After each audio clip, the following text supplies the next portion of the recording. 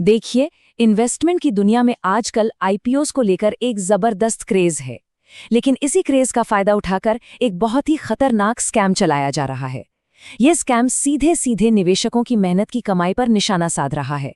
तो चलिए, आज इस पूरे जाल को परत दर परत समझते हैं।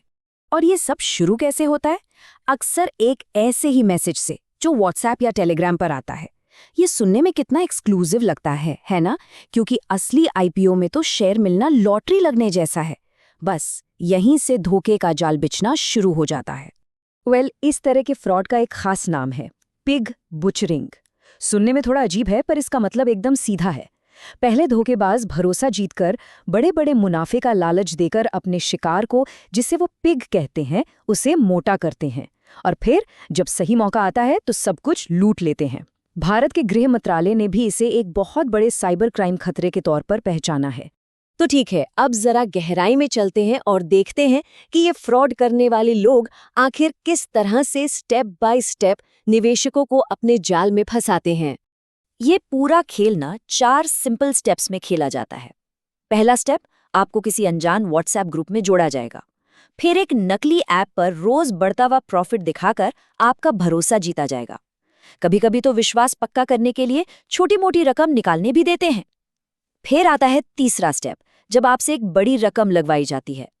और आखिर में जब कोई उस बड़े प्रॉफिट को निकालने की कोशिश करता है तो बस गेम ओवर। टैक्स और फीस के बहाने सब कुछ ब्लॉक कर दिया जाता है। और सबसे चौंकाने वाली बात पता है क्या है? इन ऐप्स या वेबसाइट पर जो भी प्रॉफिट दिखता है वो 100% नकली होता है।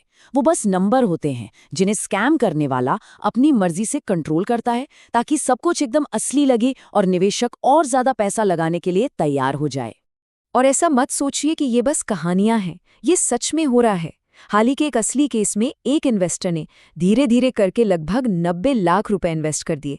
लेकिन जब उन्होंने अपना पैसा निकालने की कोशिश की तो उनसे टैक्स के नाम पर और पैसे मांगे गए। और फिर एक दिन वो ऐप, वो वेबसाइट, वो सारे कॉन्टैक्ट्स सब रातों रात गायब हो गए। तो सवाल ये उठता है कि असली और नकली में फर्क कैसे करें? एक धोखाधड़ी वाले ऑफर और एक असली इन्वेस्टमेंट प्रोसेस के बीच के अंतर को समझना बेहद जरूरी है। ये स्लाइड इस फर्क को बिल्कुल साफ कर देती है। देखिए, असली आईपीओ में तो एक सिस्टम है, सेबी का बनाया हुआ। पैसा एसबा या यूपीआई मैंडेट के जरिए खुद के बैंक अकाउंट में ही ब्लॉक रहता है। अगर शेयर मिलते हैं तभी कटता है। लेकिन घोटाले में पैसा सीधे धोखेबाजों के अकाउंट में जाता है। बस यही सबसे बड़ा अंतर है। तो कुछ रेड फ्लैग्स हैं जिन्हें देखकर तुरंत सावधान हो जाना चाहिए। जैसे कोई अनजान व्यक्ति व्हाट्सएप पर गारंटीड रिटर्न का वादा करे, वीआईपी एक्सेस की बात करे या किसी अनजान लिंक से ऐप डाउनलोड करने को कहे, तो समझ जाइए ये लगभग हमेशा एक घोटाला ही होता है। ठीक है, तो अब बात करते हैं सबसे जरूरी चीज की, इससे बचा कैसे जाए। खुद को बचाने के लिए कुछ बहुत ही आसान नियम है। और सबसे पहली और सबसे जरूरी सलाह सीधे सेबी यानी भारतीय प्रतिभूति और विनिमय बोर्ड की तरफ से आती है। वो साफ कहते हैं, हमेशा और सिर्फ सेबी के साथ रजिस्टर्ड ब्रोकर्स या सलाहकारों से ही डील करें। तो ये है वो कुछ सिंपल से स्टेप्स जो हर किसी को फॉलो करने चाहिए। कोई भी आईपीओ ऑफर आए तो पहले एनएसई या बीएसई की ऑफिशियल वेबसाइट पर चेक करें। जो भी सलाह दे रहा है उसका सेबी रजिस्ट्रेशन चेक करें। हमेशा ऑफिशियल ऐप स्टोर से ही ऐप डाउनलोड करें। और हाँ, गारंटी शब्द सुनते ही उस ऑफर को तुरंत रिजेक्ट कर दें। लेकिन मान लीजिए कि तमाम सावधानियों के बावजूद कोई इस जाल में फंस ही गया, तो फिर क्या?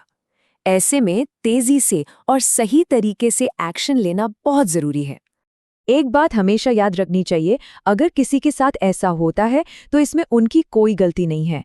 ये कोई मार्केट लॉस नहीं है, ये एक सोचा समझा अपराध है, एक फाइनेंशियल फ्रॉड है और किसी भी अपराध की तरह इसकी रिपोर्ट होनी ही चाहिए। तो जैसे ही फ्रॉड का पता चले फौरन ये कदम उठाने हैं। टाइम बहुत कीमती है। सारे सबूत जैसे स्क्रीनशॉट, पेमेंट की रसीदें सब इकट्ठा करें।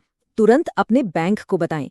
इसके बाद national cyber crime reporting portal पर ऑनलाइन कंप्लेंट फाइल करें और सेबी को भी इसकी जानकारी दें। और ये नंबर 1930, इसे कहीं सेव कर लीजिए। ये नेशनल साइबर क्राइम हेल्पलाइन है।